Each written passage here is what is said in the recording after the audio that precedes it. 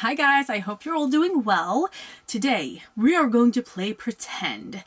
What if I could only keep 10 of my eyeshadow palettes? What if I had to declutter everything else? Let's hope it doesn't come to that, but if I had to, these are the 10 palettes that I would keep. A little while ago, I did a video on the 10 most beautiful palettes in my collection, but those weren't necessarily the most used ones or the ones I would keep. So this is a totally different take on this. These are the ones that I would keep. And these palettes are in the state they are, okay? I won't choose, for example, Candy Haze, which was a beautiful palette, but it doesn't look too good right now because it only has a few shades left and it's not the shades I love the most, let's say, that are left. So even if I might have kept that one if it was new because I loved it so much, they were the perfect shades for me. But it isn't that anymore. It isn't new. It doesn't contain all of those shades that I really loved. And so I won't be keeping that if I can only keep 10 palettes. So let's get into the 10 palettes that I would keep if I could only keep 10. So let's talk about one palette that I really didn't think of when I thought about this list. Like I was going through all of my palettes and I was like, okay, this one and this one and this one. And then suddenly I saw this and I was like, this was a great palette. I really should keep this one. And that is the Revolution Mesmerize palette. I do have a lot of pans in here, but I also have a lot left in the shades.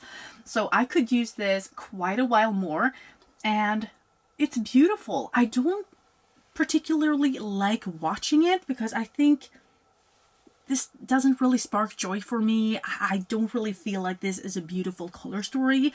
But when I have used this, it almost always turns out good. It works really well. There are some shades in here that are so good, especially for summer and maybe autumn as well. I would say that it's more of an autumn color story, but I used it a lot in the summer and I loved it.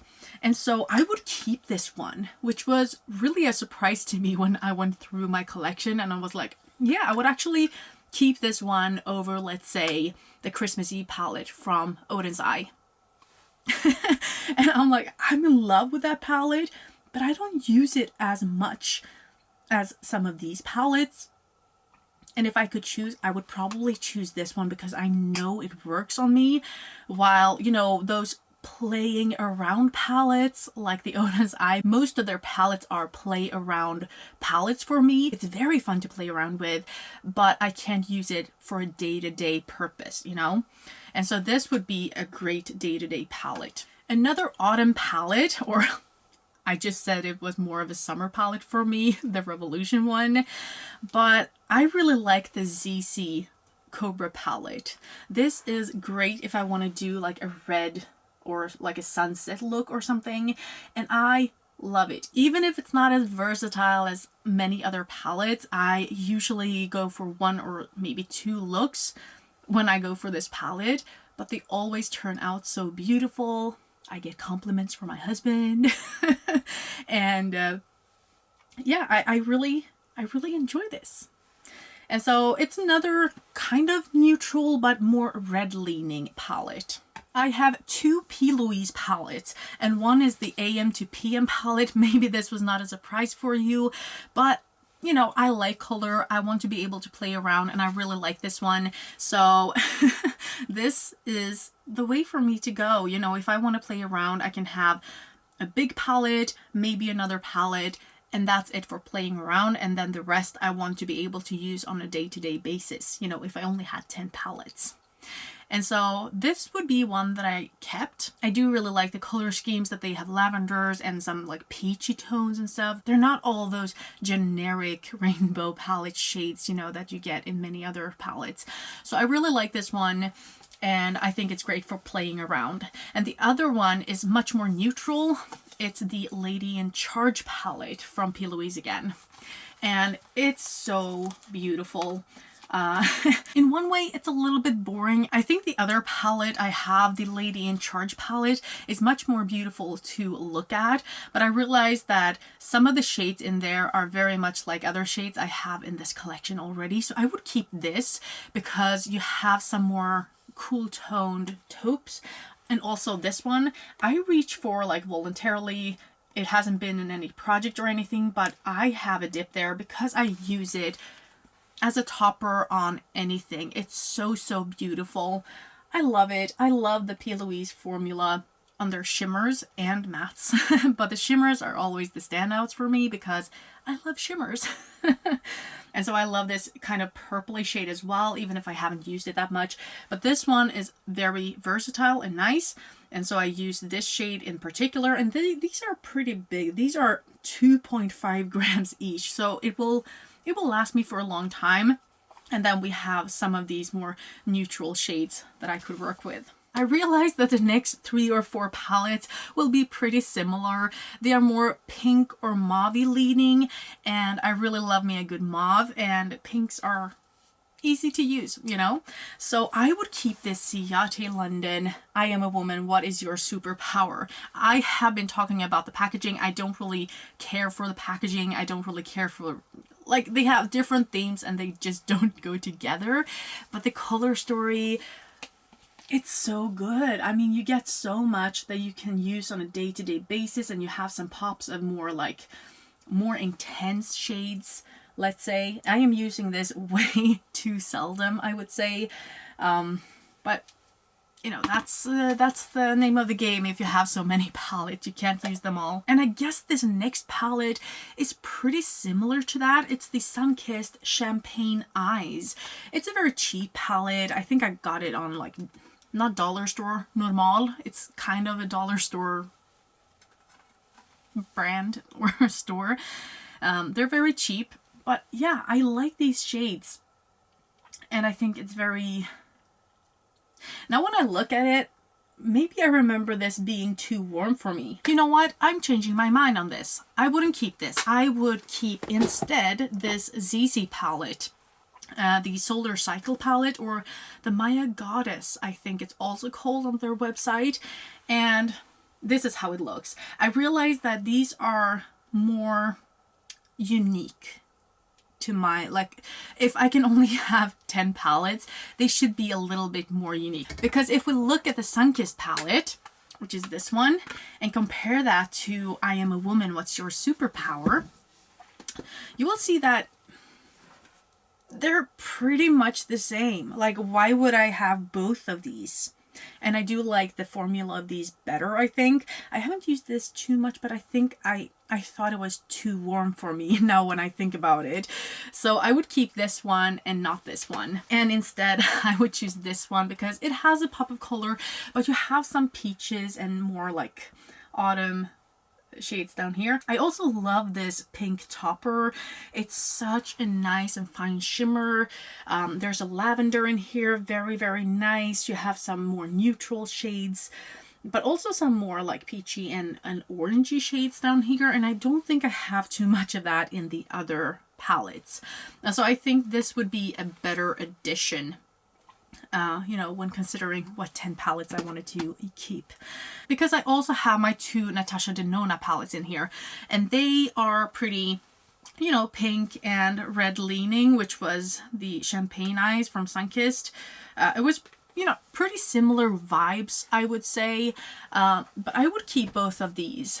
I was kind of struggling with the idea maybe I should only keep one of them, and I do I like the retro more on my eyelids, I think, but I have used this more now in winter, and it's been working very nicely, and they go very well together. Some shades, like the Mia shade down here, it's really nice, and it's like lighter than the pink in here, and you know, I think these are good companion palettes for each other, you know. So I couldn't go with just one of them, which is why I would keep both of them. And also they're very expensive, so if I could only keep 10 palettes, I should, you know, have these, and maybe I could rebuy some other palettes. So that's my thinking. They're also fairly new, so a lot of the shades you know, I can use forever instead of picking something where I've used half of the palette and I can't use it for that much longer. Let's talk about another colorful palette, because this is the second and last colorful palette, I would say. And even this one, I would say, is more on the neutral side because it's more like pastel shades. And oh, I didn't show you the front, but you probably know it by now because I mention it all the time. I show it all the time. I love it so much. This is the Snow Dream palette from Odin's Eye. This was the only Odin's Eye palette that I would keep. That's interesting because I think they're so beautiful, but like I said, most of them are so intense that I wouldn't wear them on a day-to-day basis. This one I actually could, I think. Like, you do have some browns, but then you have this mint shade. Like, this is one of my favorite shades in here. And you have some really nice options here. And it's colorful, but it's kind of timidly colorful. Like, it's not wham in your face. Most of the shades, they're very soft. And I like that. And it's a great addition, I think, to the other shades. I think I can build something up really well with the AM to PM from P. Louise. And then I think I can go much more softly with this one. And then the last palette that I would keep, if I could only keep 10, would be this one from Gloss Gods. This is the first gal on Jupiter. And this is mesmerizing. Look at these shades. The shimmers are crazy. Like, I'm wearing this shimmer all over the lid today, like over some other shades, but it's so sparkly, so shimmery. And these silvers, they're crazy beautiful. And I don't think I had any silvers maybe in the rest of the palettes. Maybe I did, but they're crazy beautiful, and I do need a good silver in my collection. So I really needed to choose this because these are the best silvers that I've ever tried. I mean, I have one in Candy Haze, but I can't keep the whole palette for one silver, especially when these are even better, which I didn't even think was possible, because the silver in Candy Haze is crazy beautiful in itself. It's very, like, it's opaque, it's shimmery, you know, it really packs a punch, and it surprises you because the rest of the palette is very soft. And this one, this is just in your face, silver, sparkle, and you can work it to be more sheer, or you can build it up to be really opaque. You don't need to build it up too much to be that opaque because I have swatched this for you before. I'm not going to do it today, but these are so beautiful. And the pop of pink, it's a duochrome as well, but the pop of pink is really nice. Nice touch. And so those were the 10 palettes that I would keep if I could only keep 10. And it would kind of make me sad if I had to, you know, reduce my collection to only 10 eyeshadow palettes. But I also realized that there are so many palettes that I don't really care too much about, even if I could use them, even if they are really good. And that's, I think that's good to know. I mean, if I would do a decluttering video, that would probably only be about eyeshadow palettes, because everything else I could potentially use up. Eyeshadow palettes are so hard to use up, and I would never be able to go through everything I have.